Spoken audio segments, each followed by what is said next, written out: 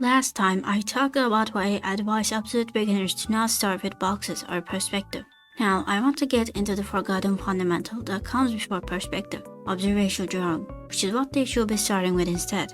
I define observational drawing as drawing a visual that is currently present as is, as closely as possible with varying levels of detail.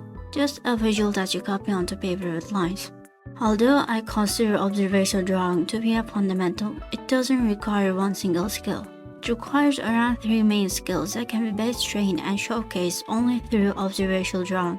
These 3 crucial skills are perception, proportion/comparative measurement, and penmanship.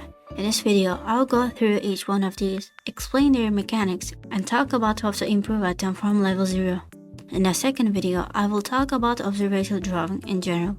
Skill 1. Perception. The human brain is extremely efficient at processing information. Mainly, it only processes information it deems important at the moment. This is why after a while of hearing the same sound or smelling the same smell, you generally will stop noticing it, because it is not an important information to process anymore. It's clutter. The same, although not as widely accepted, happens with visuals too. Take a look at this eye drawing. You have probably drawn something similar and have seen others do the same too. And you probably added, "Wow, I am so bad at drawing." However, the main skill inefficiency resulting in this bad eye drawing is less with drawing and more with perception. For your brain to recognize this object as an eye doesn't need to process much. You don't need to process the fleshy part here, the shape and length of the inner corner, the depth in the eyelid that comes from the skin being literally split, the small veins, all the different planes in shadow, the tens of eyelashes and each one of their curvatures, the eyelid crease, the shadows caused by the brow bone, the subtle wrinkle and the darkening of the skin around the outer area that looks like a natural eyeliner. All of that is useless information for the brain to process for it to recognize this eye as an eye. To recognize this eye, your brain only needs to process the big old circle in the middle, maybe the top lid, and optionally the lower lid. So, as expected, you end up with a drawing like this. To expand this point further, I need you to think of 2 different people in your life. One is going to be your most recent crush, and the other is someone that you see frequently but you don't pay much attention to, especially to how they look. Maybe someone like a lunch lady. Although you can talk about every crevice of your crush's face for hours, you will likely have a hard time pointing out even major features of your lunch lady's face. And if you go down the memory lane, you'll quickly realize that it is not a long-term memory problem. You can still recognize the lunch lady when you come across them out in the wild. It is that you have never taken the time to notice your lunch lady's facial features. So, to improve your perception, you just need to pay attention more, care more about what you're looking at, even if it's not your crush. This is the single most important skill you'll want to train if you're dealing with any visual art, and fortunately, it is very easy and natural to train. Skill 2. Proportions/comparative measurement. This is being able to use your vision to measure out the dimensions of something compared to something else. Instead of millimeters, you measure like an American. It is kind of like an extension of perception, but it is much more than just perceiving that something exists. And it also requires extra effort to train. I think it is better to handle it as a separate skill. As an example, let's bring back the eye. Now you perceive all the little parts we just went through, but we did not focus on their dimensions at all. To train the comparative measurement skill, you're going to do exactly that. Compare and measure. This fleshy part, is it half the width of the eye, quarter, an eighth? You do this for every little distinct part you can perceive. This is another skill that you improve at by just doing it. You could try stuff like trying to make a line that is 1 centimeter long, 2 centimeters long, this and that. But those are really fucking boring exercises. This is why these skills are best trained with observational drawing. You're better off just drawing what you want, or even without drawing, analyzing what you see. If you really want to be boring about it, like that is your jam, you can of course do that too. This is an extremely crucial skill, especially for perspective. A lot of the time we will not be measuring in perfects, but in relatives. So having an intuition for comparative measurement and relative size is a must. In some settings, comparative measurement is used to mean measuring stuff out with something like your pencil. You can use that to help too, or use the borders of the page, a grid, or vague shapes you visualize over the reference. it doesn't matter much. Eventually, after a long time of doing any of these, you'll be able to comparatively measure by yourself, which is the ultimate goal. 2 out of the 3 main skills for observational drawing I talked about were all about vision and required almost no drawing. This is the main reason why, after taking a long break and coming back, maybe even though you haven't drawn since you were a child and it's been 20 years since, you draw better than you used to. Your perception of the world has improved with time. A part of this improvement is just routine cognitive development and maturing. But as I discussed, you still need to consciously push yourself to pay even more attention to what you see. Some people might have done that even if they haven't been drawing, and that is why they end up drawing way better than the last time. And sometimes, other skills we pick up throughout life translate well for others. As an example, if you have been doing carpentry, you'd be better than average at sizing up objects with your eye. So no, you are not doomed if you are 30 and aren't a god at these skills. You just need to be aware that this is something you need and push yourself to do it. These are no effort skills and I can't express how crucial they are, especially with how monotone I am. So please just look more.